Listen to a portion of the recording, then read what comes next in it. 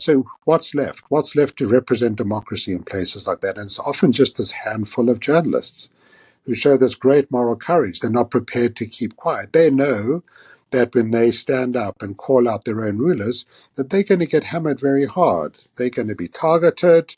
They'll be arrested. They might be tortured. They can get beaten up.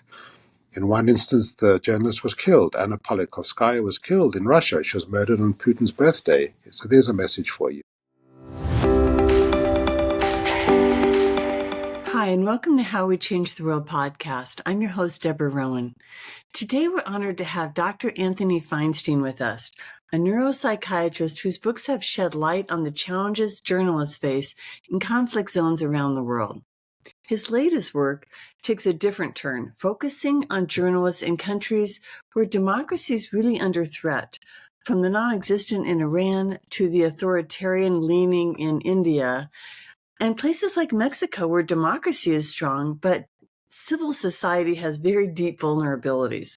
Through Dr. Feinstein's expert narrative, we'll explore the courage and commitment of these journalists who risk everything to uphold truth and democracy.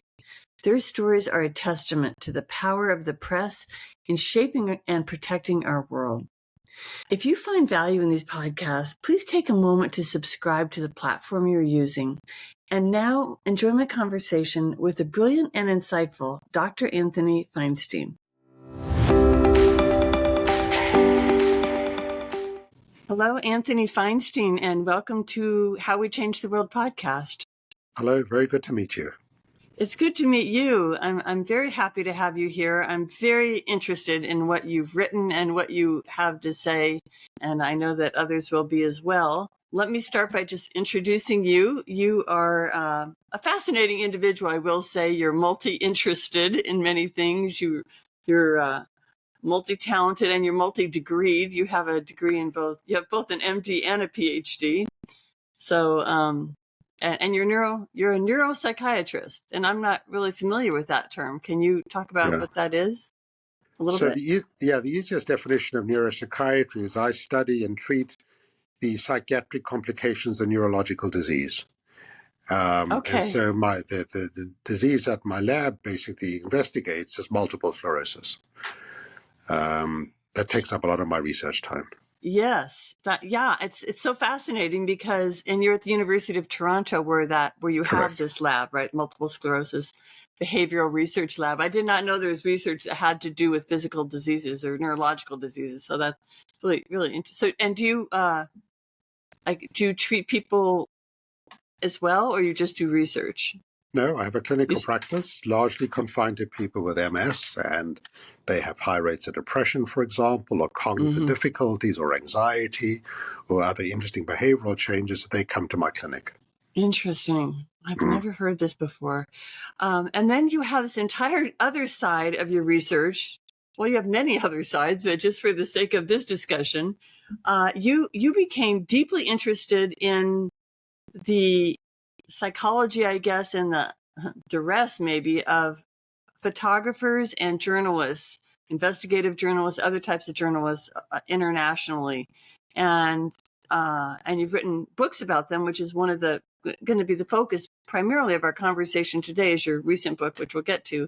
But I'm curious how that began for you. Yeah, I mean, it's very different from multiple sclerosis. So it's like two separate strands. Right. So a patient was referred to my clinic 23 years back who turned out to be a very well-known war journalist, and she had been doing some very difficult work in East Africa covering a famine, and she had gotten into a lot of psychological difficulties, and she hadn't reached out for help. She was worried that if she did so, her editor would pull her from the field and they wouldn't send her back to do the kind of work that she loved doing. So she kept quiet about it, and she tried to manage it on her own, maybe using a bit of alcohol to self-medicate. And then she got back to Canada and she had this very major mental health breakdown. And so she was referred to my clinic. She did very well with therapy. She turned out to be a very interesting person. I was fascinated by her career. And to learn more about her and the kind of work that she did, I remember asking my MS team at the time to take a break for a couple of hours and do a literature search on the topic of war and journalism and emotions. And just out of interest. And in fact, we never found a single paper written on the topic. Not one single Really? publication, which was And this striking is because, in the last 20 years or 20 years ago? this was Yeah. pre 9/11, 1999.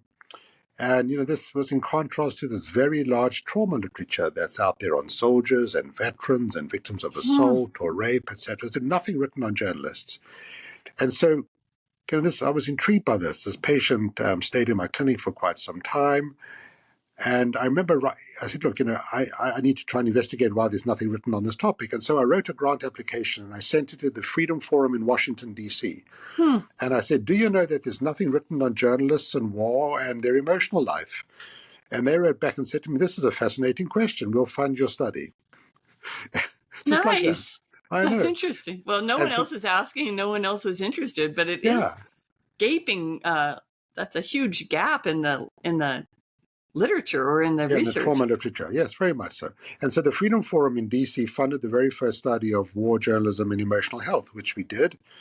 And we published it in the American Journal of Psychiatry, and it got a lot of interest.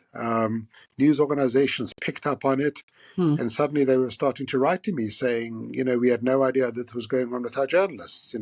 What can you advise? As well, I'm an MS researcher. I've just done one paper on this topic. Yeah. And then, as life would have it, soon after that, 9/11 took place, and that started a whole new area of interest, because suddenly journalists were taking tremendous pressure in the United States, and especially New York and in Washington. And suddenly big news organizations started to phone me up and say, hey, we've had this terribly traumatic event. What do you advise? And I said, you do know I've only written one paper. And they said, it doesn't matter. You're the only guy who's done anything. Tell us what to do. And so after 9/11, I went down to New York. I was invited down by CNN to spend time in the bureau, just working with journalists. With their journalists who were working overseas in some of these. Yeah, but also ones working in New York as well, and they were covering the Twin Towers. That kind of a trauma. Okay. Yeah. Interesting. And that started me on this whole kind of separate line of interest, which is journalists and trauma. And one thing led to another. And then after that, the war started in Iraq. And once again, a couple of news organizations contacted me and said, we have journalists who are attached to military units. Is this good or bad for their emotional health? And I said, I don't know, but I can do you a study that can answer it. And so they funded it. They funded a study looking at whether being an embedded journalist was good or bad for the psychological well-being of journalists. And so we did that study and we published that. And so bit by bit, I started to slip into this whole separate avenue of inquiry. And then soon after that, UNESCO called me and said, there's tremendous drug violence in Mexico. Can you tell us what's going on with Mexican journalists? And I said, I don't know, but I can do a study. So you see the pattern, got an answer right? for that. Right, And so UNESCO funded a study, and I went down to Mexico City to work with Mexican journalists. And so as the world has kind of moved on from one war or one crisis to another, I've done these studies. Yeah, exactly. Yeah. And so I've built up, a fair bit of expertise in this area. Interesting. Well, I know. So then I don't know what year you produced this documentary, but I know you won a Peabody Award, which is an amazing award. That's a huge honor for a documentary you did on this topic. And I have to say, it's called Under Fire, correct? Yeah. Correct. Another part of that, I think, a subtitle. The point being, first of all, it's still on. It's still. How good is it that how many years later it's still on Prime? I watched it last night on Prime Video, as a matter of fact. So it is, I think, a fascinating. It's such an inside look into the absolute, I have to say, pain and trauma that these photographers in this case, and I don't know if they were all photographers, some were also regular, not photojournalists, but regular journalists, they were all going through. I mean, they give up everything. They give up everything to do this work. And I'm wondering if the reason why you hadn't, or the reason why research hadn't been done prior to 1999 was because it just wasn't as common. We had World War II. We had, we didn't have as many journalists out in the trenches. In part, but I think it's also the profession was in denial. Let me say the first point, and this is really important. The majority of journalists are not traumatized. The Really? majority of journalists do not develop PTSD or depression. The majority of journalists will not get those significant mental illnesses. But the minority who do is quite a large minority, significantly bigger than you'd find, for example, in the general population. And Sure. so, you've got to be vigilant about that. And I think, news organizations were in denial. They didn't want to address this. There was this very macho, and you've either got it or you haven't. You've got to have the right stuff. Like Tom Wolfe said, the right stuff.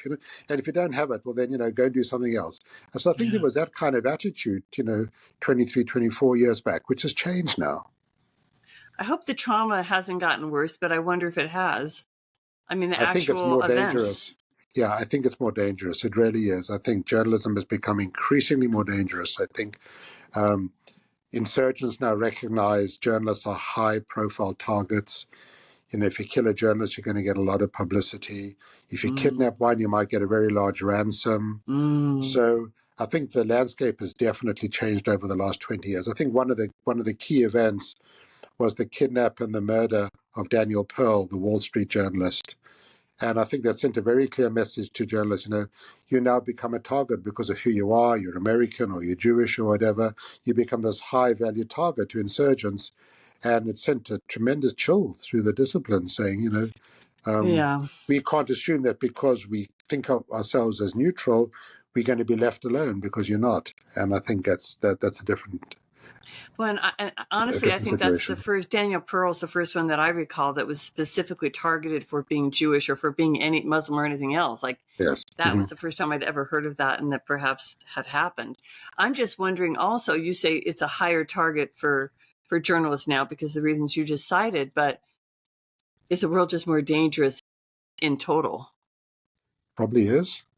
It probably Feels is. like it. And the other thing that's become, a big business, if you kidnap a journalist, you may get a very large ransom. There's some countries who will pay a large ransom to get their journalists freed. America doesn't do it, but other countries do, European countries do. And so it becomes a lucrative business for insurgents to get a high-profile journalist. So you can see for many reasons why this is so dangerous. Well, I also wonder, and we want to start talking about your book, which is called Moral Courage, 19 Profiles of Investigative Journalists, which just recently came out. It's a riveting book, easy to read, it's short, maybe not easy to read in all ways, well written, but like the movie, these are hard things that these journalists are going through, and in this case, for different reasons. In this case, before we get into the actual stories and what you've learned from writing this book, I'm wondering if part of you, so these investigative journalists that are from all over the world, right? I mean, you studied from Russia, from India, from Azerbaijan, Namibia, really, you went all Mexico, places in India, I think that places that will surprise some people about how dangerous life is for journalists to tell the truth today, and increasingly so. And that just made me wonder if you wrote this as a cautionary tale. I know you're in Canada right now, probably, right? And we're, of course, in the U.S., but in the U.S., we're definitely looking down the barrel of a potential authoritarian, I'll call it regime, that could win the next election. But is Canada also in some kind of danger for that? Or probably less so than the United States, but there's definitely an element within this country that finds the strongman rulers in other countries attractive, less tolerance for democracy. I don't think anywhere in the Western democracies is immune from this. No. So the messages from these countries, we have to be vigilant. We have to look after our democracy. We have to be careful because, rulers like Trump, they follow what's going on. They admire people like Putin in Russia or Orban in Hungary or Erdogan in Turkey. They see how these rulers undermine the media, control the media. They see how they, undercut civil society and they weaken democracy. And this is very attractive to people who have these tendencies. And so, this is a book about things that take place far from the shores of Canada and the United States. But I believe there's a message in it for our democracies that we have to be vigilant about this. Yeah, I certainly do too. I know you wrote too at the beginning of the book that you talk about the need to stand our ground in a world filled with violence and injustice. And is that something that you feel we're lacking in the world today more? People standing up for those things, for people standing up against them, I should say? Well, I think, when you look at these journalists, and you mentioned the countries, some of them, they come at the very bottom of a world press index of your freedom. So, places like Russia and Belarus and Azerbaijan, Afghanistan, Bangladesh, Syria. yeah. So those countries have lost civil society in many ways. The judiciary's gone. The judges are in the pockets of the rulers. The NGOs have been forced out the country. So what's left? What's left to represent democracy in places like that? And it's often just this handful of journalists Yeah. who show this great moral courage. They're not prepared to keep quiet. They know that when they stand up and call out their own rulers, that they're going to get hammered very hard. They're going to be Yeah. targeted. They'll be arrested. They might be tortured. They can get beaten up. In one instance, the journalist was killed. Anna Politkovskaya was killed in Russia. She was murdered on Putin's birthday. So there's a message for you. And so they know that this is very dangerous, very difficult work, and yet they do it because they feel that keeping quiet is unacceptable. So they show this great degree of moral courage, and I think we can admire them for that, and we can learn from them because we all need a degree of moral courage if we want to stand up for things that are good and democratic and free and open. Right. And a lot of that is under threat right now. It's under pressure. Much Well, less so in Western democracies, but certainly we're not immune from it. Well, you can see these things don't show up overnight. You watch the slow march of it. I think Yeah. when you study something like World War II or the rise of the Nazi regime, you see if from a historical perspective, you go back and look at it and you're like, oh my goodness, this started in 10 years before it actually showed up Yeah. in a concentration camp. So there's a lot of buildup to such a thing. So That's exactly it. And so that's what some of those journalists say to me. They say, we live in countries that don't have strong democratic institutions like yours, but be vigilant because, what's going down in our countries become a playbook for certain rulers in the West who admire that kind of model of the strong man who takes over society and knows what's good for everybody. And they broadcast that. I mean, Trump is broadcasting his respect for Putin and for other Exactly. strong Yeah. arms. So, well, Yeah. let's switch to moral courage. And if you could, we just go that and then talk about the individual ones. But that's really the whole point of this book it's about moral courage. So what is sort of your definition for what moral courage is? All right. So there's some really lovely research done by a man called Rushworth Kidder, who has investigated moral courage in depth, and he's defined 3 key ingredients that you need for it, which I think is spot on. Number 1, there needs to be an element of danger or risk. Number 2, you've got to have principles that you're prepared to stand by. And number 3, you're prepared to act on those principles. You've got the endurance or the energy to speak out and do something. So if you've got those 3 key ingredients, the danger, your principles, but also your ability and willpower to act on it, then you show moral courage. If you've only got 2 of the ingredients, for example, if you've got high principles and you've got danger in the background, but you don't, but you lack the willpower, then you're timid. You don't do something. If you've got the willpower to do something and there's danger, but you don't have the principles, then you've got physical courage. So you can see that you've got to have all 3 ingredients to have moral courage. And I think that's correct. And my theory is that these journalists who display great moral courage are doing it as a way of keeping moral injury at bay. So I link moral courage to moral injury, which means that I now need to give you a definition for moral injury. And the definition that I like using is one that it's a condition that can arise from witnessing or perpetrating or failing to prevent acts that transgress your moral compass. So it's things that you might do or other people do, or things that you fail to do that transgress your moral compass. So in it, we see acts of commission, things that people do, or acts of omission, things that I should have done. I should have spoken up. I should have said something. I should have done something, but I didn't. And so if you follow that definition, people end up feeling very bad about not speaking out or behaving badly. And it's associated with the emotions of shame and guilt Those Mm-hmm. are the two primary emotions. And with journalists, anger and disgust. And so when I try and bring the pieces together, you've got journalists who are living in very difficult circumstances. They look around and they see morally egregious behavior on the part of their leaders. They feel that they can't keep quiet because keeping quiet is an act of omission. And so to try and keep their own moral injury at bay, rather than not feel a sense of shame or disgust, they speak out. They feel compelled to speak out. And they do it, even though they know that the consequences that will come their way can be very severe. Well, And this. so, Go ahead. Sorry. yeah, so I think, that's one factor that motivates them. I think motivation is much more complex than a single factor, but I think there's a Mm-hmm. common thread that links all 19 journalists, which is that they show great moral courage here. And in part, they're doing it because it's the antidote to moral injury. Now, moral injury.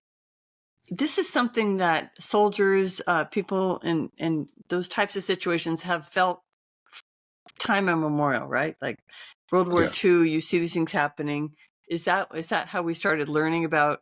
I mean, because this is not a conscious decision necessarily. I mean, it's a conscious decision to go be a war correspondent or whatever term that it is now. But you're not saying, oh, I want to avoid moral injury, so I'm going to have this moral courage. This is just who you are rising up, is what you're saying, I think, right? that's such a good point. I think you're spot on with that, because in all these interviews with the journalists that I did, at the end of it, I would ask them, do you know about the concept of moral injury? And they don't. Mm-hmm. They don't. But when I say to them, you report feeling shame or disgust if you keep quiet, they say, absolutely.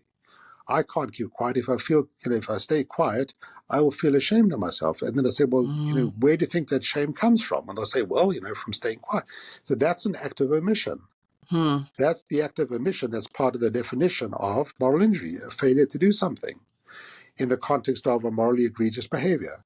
And so they are not consciously aware of the whole theory behind moral injury, but they are acting in a way that keeps moral injury at bay because they are so courageous by speaking out and doing something. And so these journalists will say to me at the end of it, even though the government has come after them and made their lives a misery and done terrible things to them, they still feel good as a person. Mm. And they feel good because they've held true to their moral Interesting. compass. Yes. Right. They're Yeah. they're they're equalizing themselves in a way, right? Like you're trying to keep at a. We probably all do that all the time because we see things like that are of much lesser degree, but the same premise, right? You see Yes. somebody say a joke that's rude or puts down a person of a certain Yeah. race or religion, whatever, and you don't speak up for Exactly. them. You do suffer some level of moral injury if you felt like you should have at least. Well, you feel a sense of moral discomfort. Absolutely. Everything lies Mm-hmm. along a continuum. All of Right. this lies along a continuum from mild to severe. What makes these journalists so special is that they're at the far end of this continuum. They are speaking out on the bigger stage, Okay. and the stakes cannot be higher. The stakes are, well, look, you might get killed. You're going to get arrested. You might get tortured. They're going to take away your assets. They're going to try and break you financially. They're going to try and humiliate you in public. They're going to, they being these, dictatorial governments, are going to come after you in the most severe way to try and break you. Yeah. And yet they still do it because failure to speak out, staying quiet, is just not an option for them. It's just too uncomfortable.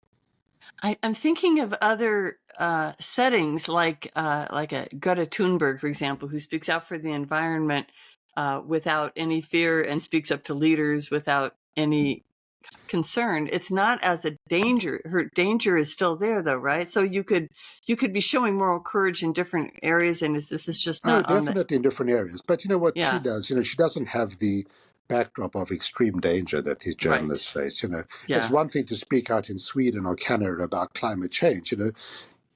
People, you're not going to get beaten up. You're not going to be thrown in jail. Yeah, and your family's not going to be threatened, and you're not going to be Exactly. tortured, right? Yeah. Well, Exactly. not yet Yeah. anyway. All right. All right. Well, let's why don't we start why don't we turn to some of the stories in the book? It's tough because there's 19 of them, and I mean that's why people get the book, right? And we're not going to hear All about all right. 19 of them here, but on the other hand, I hate to leave any of them out. I'm wondering if there's anyone in particular that you I mean, I have different ones that I have thoughts about that I've written down. But is there anyone that you prefer, like that you like to talk about because they're representative of something or other. I mean, I think they're all, remarkable. I can start with the first journalist in the book that write about, Gwen Lister, because she's interesting. Because we're going back in history here. So, she was a South African living under apartheid who, as a child, as a young adolescent, felt very uncomfortable about racial segregation. She didn't know why. She just knew it was wrong. She didn't come from a politicized family. There weren't discussions at the dinner table at night about the rights and wrongs of separate development or apartheid, but she just knew instinctively that you couldn't treat black people like this. And her story, I think, is remarkable because she writes about taking a bus in Cape Town, 1966, at the height of apartheid. And in those days, buses were segregated. You had the double-decker bus with black people had to sit on the top and white people could sit below. And there's this, kid on a bus, and an elderly black woman gets on carrying these heavy parcels, and now she has to make it up these stairs in a lurching bus. And Gwen just instinctively gives up her seat on the ground floor to this woman. And the white people on the ground floor of the bus are furious. You don't do this in apartheid South Africa. That's not where black people are supposed to sit. But she did it because she just knew it was right. And that set the tone for the rest of her life. She stayed true to that moral compass, and still does. And she moved to the neighboring territory of Namibia, in which there was apartheid as well. And she worked tirelessly as a journalist to promote a free press and to undermine the South African government and ensure that democracy got to Namibia so there would be no further racial segregation. Yeah. And, she played a pivotal role in helping a new country reach its democratic potential. And she did so at great personal cost because the South African government, went after her. Her officers, she started her own newspaper and her offices were firebombed and everything was destroyed. People would drive past her office and shoot, bullets through the window. She would be phoned at night and be threatened. She had to put up with sexual harassment. So she really ran the gamut of so much threat. At times she was a single mum and doing it, and looking after her family and wondering whether she was going to be there in the morning for her children. So tremendous courage. And at the end of the day, she was instrumental in helping democracy come to Namibia. And then when the country becomes democratic, the new rulers approach her, and to thank her, they offer her these rewards. We'll give you this position. We'll give you that position as payback. And she turned it all down. She said, no. For me to be a credible journalist, I've got to keep distance from power. It's very bad when journalists get too close to power because they will be corrupted by it. And so, it must have been enormously tempting at the end of such a long, exhausting struggle when she was, financially bankrupt. There's no money in this kind of work. Could have been so tempting to accept all these rewards, these offers from another government, but she turned it all down because her moral compass was still there. This is something that you don't do. And for me, that's remarkable because it's someone who's held true to this moral compass over decades. Right. I mean, that has to be the true test. Not that there's a test or not that one is needed, but someone I think she was 13 when she gave up her seat on that bus, and I'm wondering if she knew what she was doing would cause such an uproar, or if she just saw this lady and wanted to help her. Like you wonder, I don't know if you had a chance to. Yeah, I mean, I asked her about that. She wasn't too sure why she did it. I think it was instinctive, and I think she just had this inbuilt moral compass which said this is wrong, this is bad. One of the fascinating things in my profile of her is that at the end of the day, when democracy came to Namibia and she was recognized as someone who was so instrumental in helping this come about, there was a religious leader in Zimbabwe who said to her, what made a little white girl like you do this? And she really couldn't answer. She was stunned by the question because she hadn't really thought it through. She just did it. Right. But my answer to her was, having got to know her through the interview, you did this because you had a moral courage. You had this inbuilt moral compass that you held true to, because if you didn't, it would have been too uncomfortable. And so you kind of walk through what is moral injury, what is moral courage, and explaining it in that way, it makes perfect sense. why her behavior, Yeah. this is why she behaved Yeah. this way. We do things for reasons. These things don't happen by chance. It's not some kind of coincidence that it happened. No, there are reasons, even if we don't understand the reasons at the time. That's what makes his interview so fascinating, because you try and explore the reason, you unearth them. You go on like a forensic hunt to see what's Yeah. happening here. Yeah. And so there's a reason for it. And there has to be a very profound reason, because the consequences of this behavior are so considerable. It means that you're going to Right. be choosing a lifestyle that, you're not going to have money, you're not going to have security, you're going to have a lot of uncertainty. It's going to be at times very rough for you. But Well, and the rewards are so precious. can be. They can also be so detrimental. You hope Yeah. that they're precious. Yeah. Mm-hmm. The other thing, though, is that the people, it's not just about you. It's about your children. It's about your spouse. Yes. Yeah. And I believe, and I might be confusing the different journalists, but I believe she had either at least one son. Is she the one who had one son, or she had more than one Well, child? she got two children, but I mean, she had two marriages that she feels ultimately failed because Sure. her partners couldn't manage the pressures that came with living with her. Yeah. So yes, Well, your personal life can take a tremendous knock. I feel like every one that I read, they all took it. Everyone in their families, whether it was their mothers or their people who were threatened because of their work. Mm-hmm. I mean, that to me is where it's moved beyond the courage of the person and their own well-being, but those you love most. And this is a person with moral courage. They probably care very deeply about their loved Right. ones and want to Yeah. protect them as much as they'd want to protect a stranger. So Sure. for them to override their parental pullings, or their having a child or their siblings, because a lot of people do Mm-hmm. have to face that. So it just goes on and on. And the you raise a really sacrifices. good point. Because one of the things that I learned in my earlier work was that when you go to countries like Mexico, for example, looking at journalists, what the cartels have learned, if you want to get to a journalist, you go after their families. You go after their families, you go after their parents and their children and their grandparents. That's what the Iranian government does as well. You target families. But the Iranian journalists who've left the country and who are anti-regime, the government targets the family members left behind. Yeah.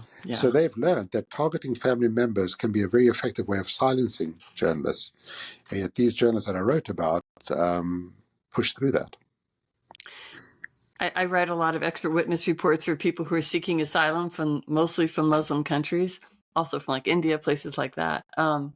It's the same thing. So this is not reserved just for journalists. If you Yes. do anything outside of the country that you speak out against a regime and you've left Mm-hmm. family behind, they're in chronic danger, constant danger. Yes. So yeah, it's people have a very difficult road to hoe. Mm-hmm. You mentioned Mexico. Maybe we could move to that one yet. There's a couple from, not a married Yes. couple, I guess, but two journalists, man Right. and a woman, Victoria Razzo and Felix Marquez. Yes. Yeah, And let's they talk about. photojournalists, and they take remarkable photographs of very difficult stories. So Victoria focuses on women and the tremendous violence against women in Mexican society, and domestic violence that often leads to murder. So she's done a whole series of stories on that. Very painful, very difficult work, because she meets with the parents of the murdered woman, etc., and wants to. So that's a very so it's a hard story to do. And then Felix, her partner, does stories related to the cartels and the migration through Mexico, people coming to the United States, and the tremendous hardships that migrants face. And his work is also very moving, because he's done stories on Mexican citizens who just disappeared. They just disappear. They're murdered, and you don't know where they are. They're just known as they disappeared. And he works with families and photographs their families, and the grave sites that they dig up and places. So it's very painful, very difficult work. And the work in a country in which, wonderful as it is, there's a lot of civil breakdown. So the areas of the country in which the drug cartels just control everything.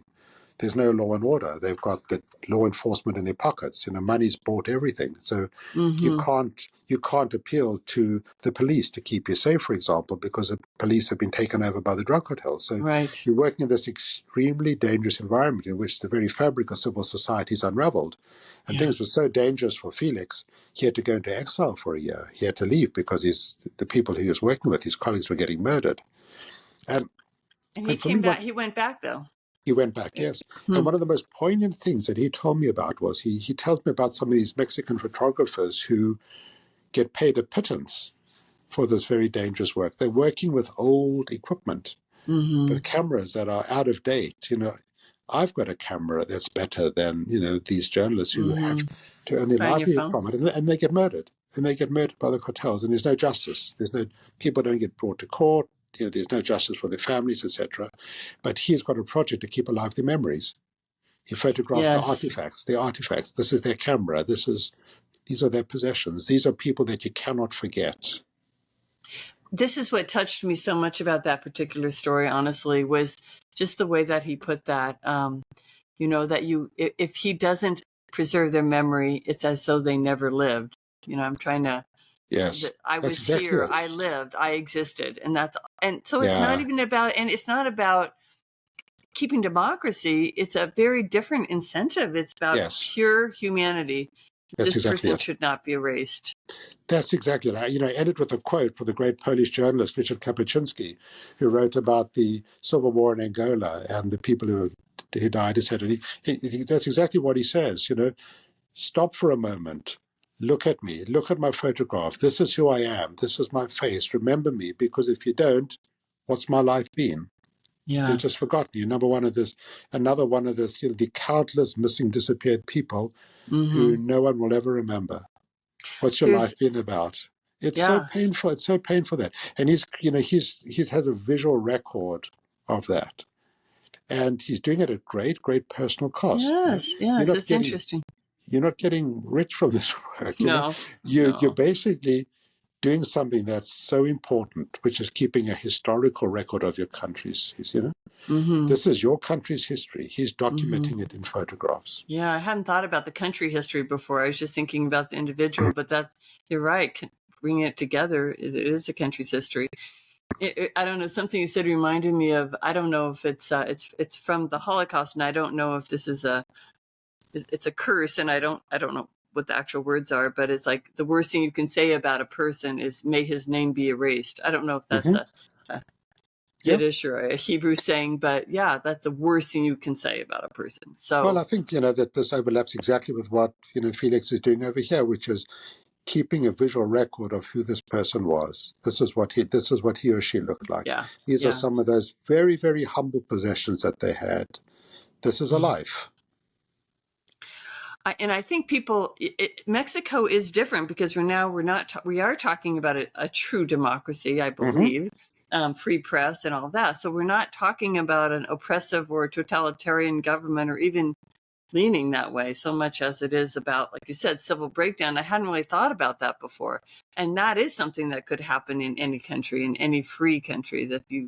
I'm not sure why it's happening in Mexico, but sure, but it's happening. Even as we speak now, it's happening in Ecuador. The society there is unraveling because of the cartels and the drug violence.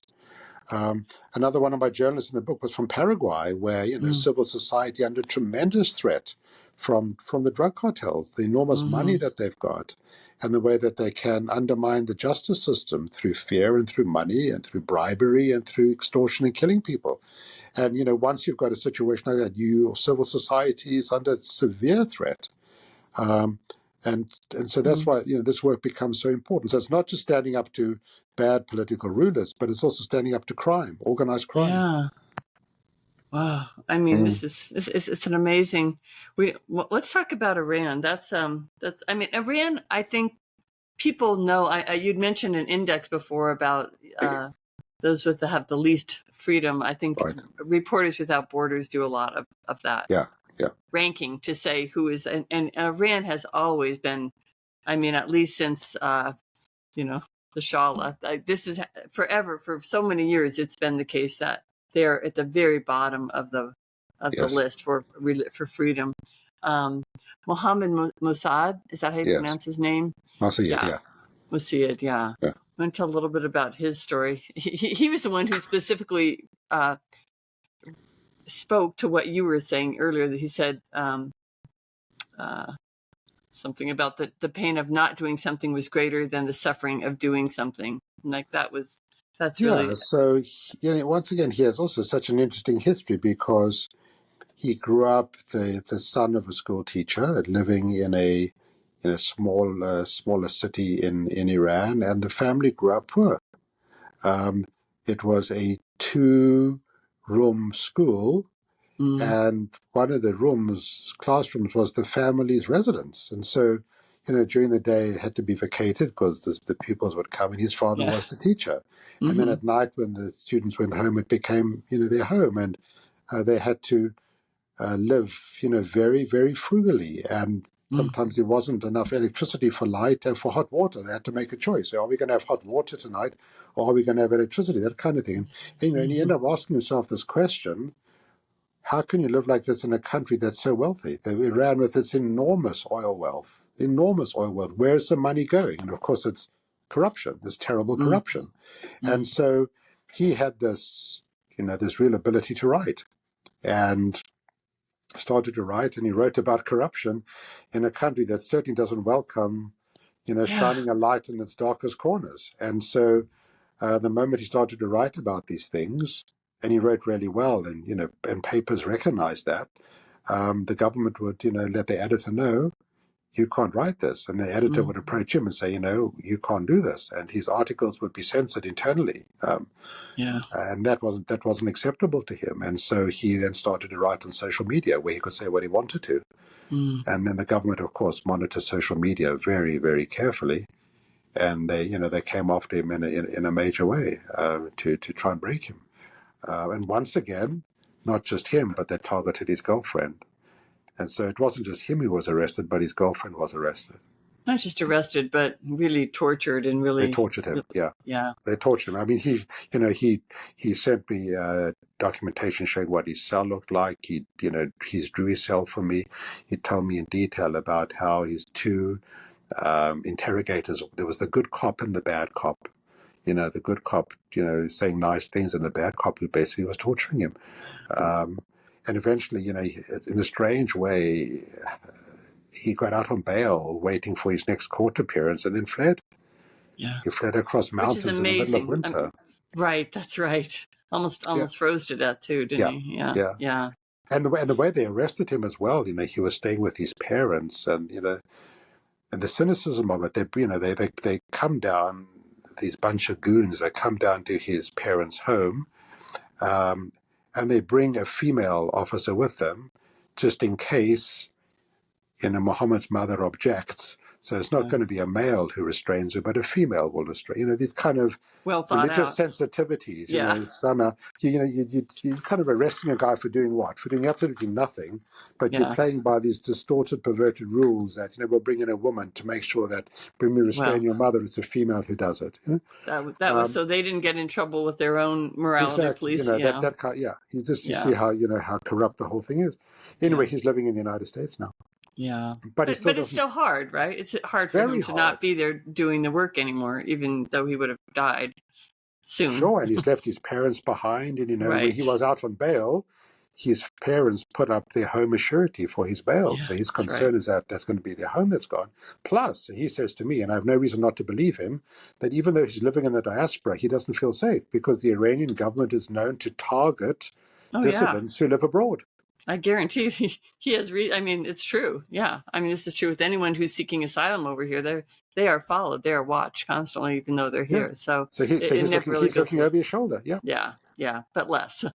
But less, much Um, less. Yeah. I think someone like that, it's a whole different situation because he was born into this situation. He knew there was no freedom of press. He didn't get weighed down by a system that he was raised in, and that takes a certain kind of a spirit, I think, to just go Hmm. against everything, knowing that you're going to be tortured, I mean, these are tremendous, knowing your parents could lose their house, all these things. It's just, as I was reading it at first, I was just thinking, I'm like, isn't it too much? Like, Yeah. you have to think that as you're reading, and especially some of them where it goes on and on and on, and their children and what their marriages and their parents and yourself and their torture, and it's like, is this wise, or is this smart thing to do?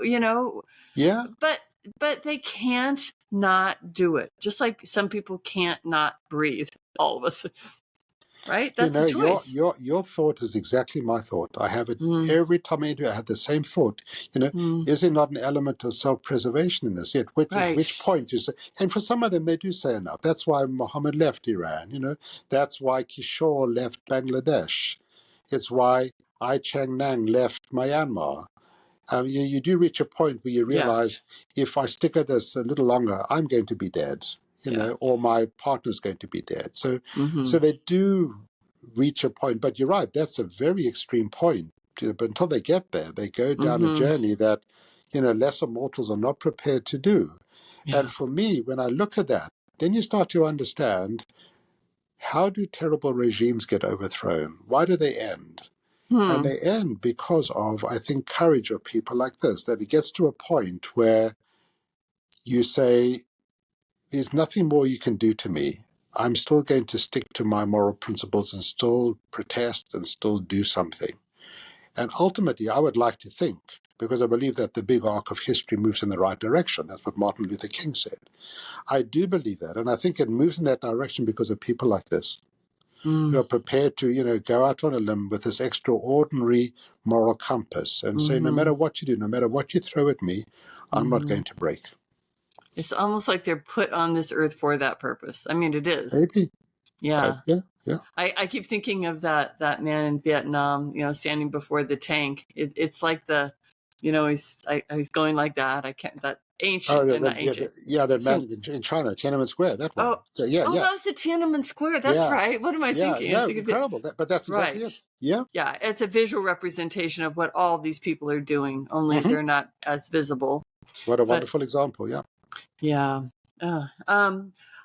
I'd like to talk about India for a minute, because I think that this is something that maybe, I don't know if people relate the U.S. or Canada as a full democracy, as electoral democracy, as they do to, if they think of India in the same terms. But certainly, I think we have thought of it as it bills itself as being the largest democracy in the world. There's over 1 billion people. It matters a lot. It does. What happens in India. And it has been sliding, and I don't down in terms of freedoms, and up in terms of, I don't know if we want to go authoritarian, but it's, these things are, like we said, it takes time, but they're consistently moving in this direction.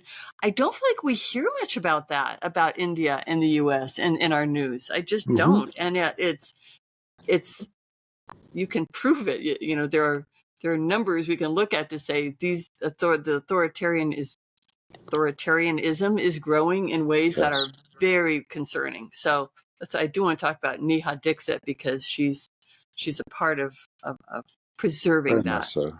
Yeah, very much so. I think that's exactly it. I think the country does pride itself of being the world's largest democracy, but is becoming increasingly intolerant. And democracy is under tremendous threat in India. And many people, say this is no longer a democratic country. It's not at the level that China's at, but it's, maybe just one or two rungs above that. Yeah. And you've got this very nationalistic prime minister and a very nationalistic party, the BJP party, that's very intolerant of, people who are not Hindu.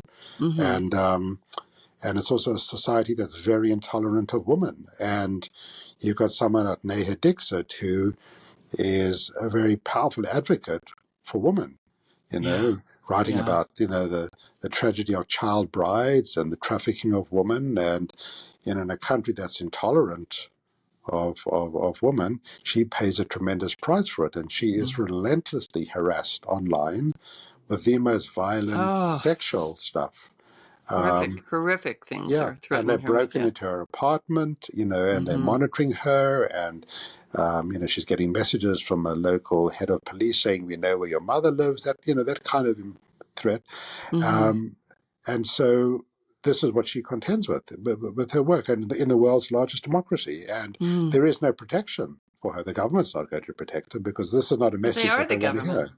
Exactly. This point is critical, because you do look at all these different things. You say, well, who's doing it? It's the local this or that, but the government, it is the government who pays for Trolls. who pays for the police, who pays for the militias in many cases, for the trolls, for the trolling, for the trolls, exactly. That's a scary thing, and that this is happening in India, and that we all know it, and we're not like shouting it from the rooftops.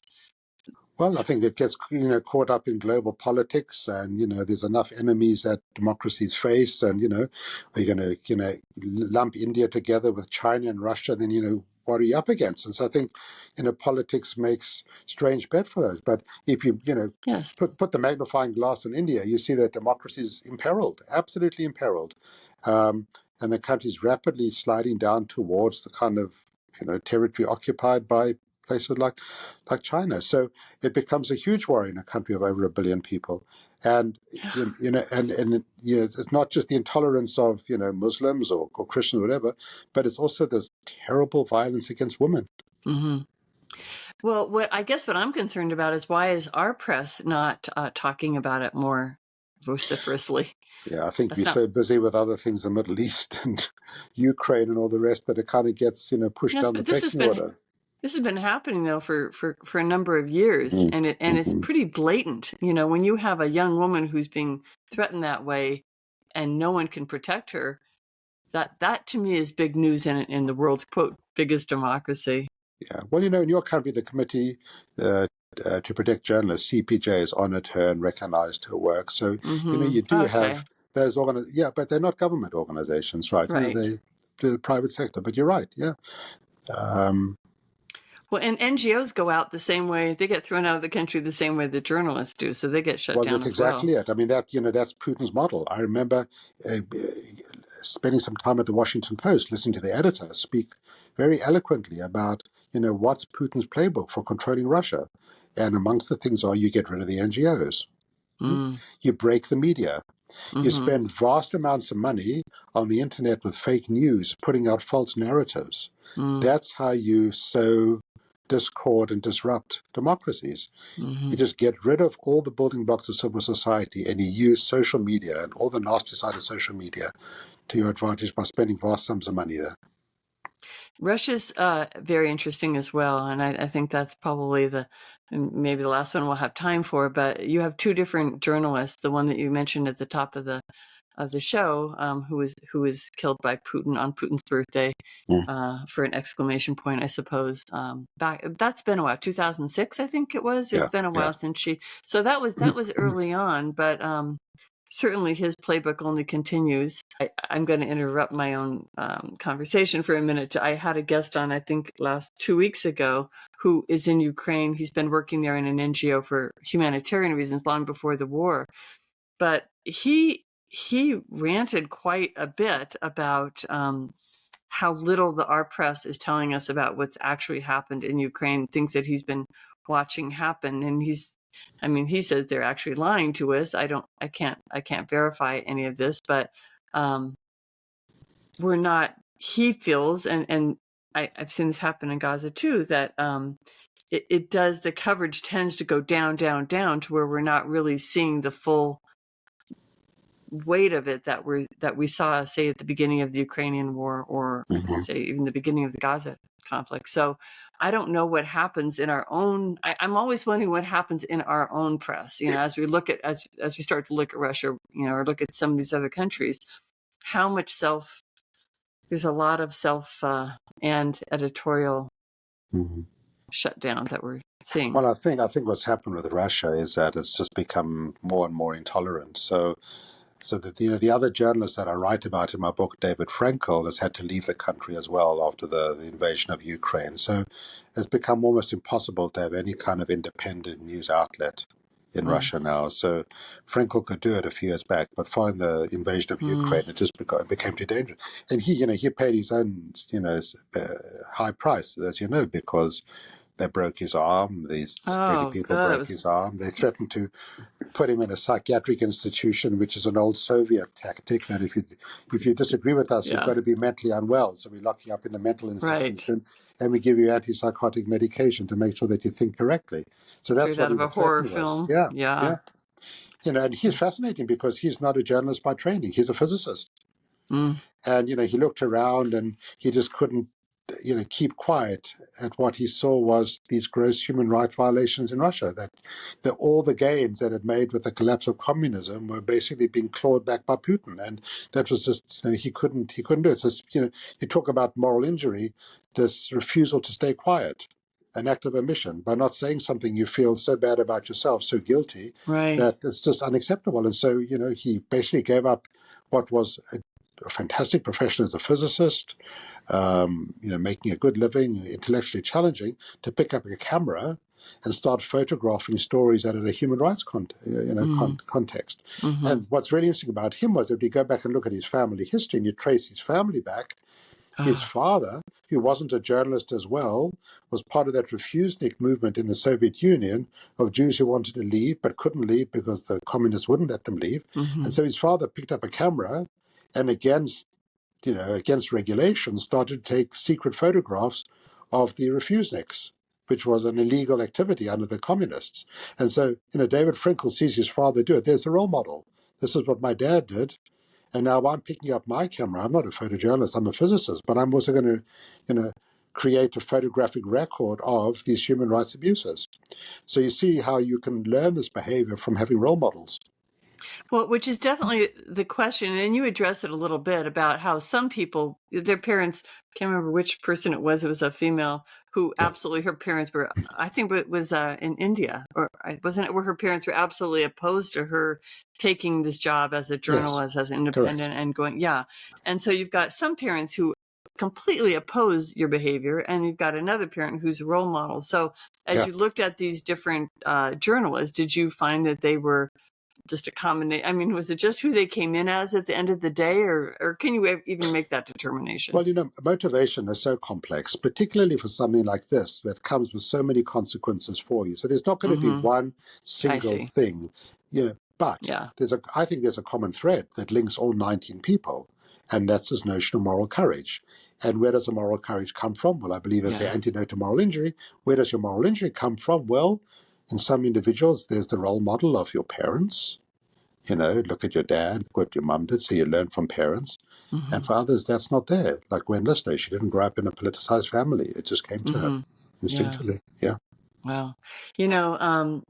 So the name of the show is How We Change the World, and it's I didn't even see the connection myself until I started making my way through these different journalists in your book and seeing how much, like, that is the essence of what we are talking about. These are people who are trying to change the world, who are devoting their entire life and every single part of it that matters to them, including its existence, Mm-hmm. to changing the world. I mean, they are the epitome of it, really. They are. They're really out on a limb trying to make a difference. They are I like to say it, I mean, they're the last vestiges of civil society in their country. And so their fellow Yeah. citizens look to them and admire them. They want Mm-hmm. to read them because they know that this is the individual who's giving us the truth. They're telling us what's going on in our own country. We can't trust the government. We can't trust the state media. We can't trust the official newspapers because they're all corrupt. They're all in the pockets of, Putin and Erdogan and whatever. So these are the last standing individuals who are upholding civil society. And, we come back to what's going on in our country. We have to be very Yes. vigilant. Yeah, our countries, I guess we should say. Countries, yeah. Yeah. Well, I mean, I want to thank you for writing this book as well, because I think it's very helpful to highlight what moral courage looks like, because you can get flabby, you know, and we've gotten kind of flabby in this country. There's a lot of yelling, there's a lot of protesting. That's a little easier to do when you go into a crowd, but to stand up and put everything on the line, like, what are you willing to live for? What are you willing to die for? Those are the kinds of questions that you're highlighting, and the people that you're highlighting who are willing to give everything. So I just want to thank you too for doing that, and for pointing that out, and for letting us talk about this and and recognize the importance of a free press, the importance of what's at stake here. We haven't really had to grapple with that so much in the West. Mhm. Now we are, and now we're looking it right in the eye. And the more that we do that, I think the stronger we can, stand up to whatever is coming our way. No, you're or right. here. Yeah. No, thank you for that. I think that's spot on. Absolutely. Yeah. Yeah. Well, I don't have a copy of the book, or I would hold it up, but if you have one, you're welcome to do that. But I'll definitely put some links to it on my website and on the show notes and everything. But the title is Moral Courage: 19 Profiles of Investigative Journalists by Anthony Feinstein. And really been fascinating talking to you. Well, thank you so much for your interest in my work, and I really enjoyed chatting with you. Thank you. Thank you. Keep it going. Thanks. Bye-bye. Bye-bye.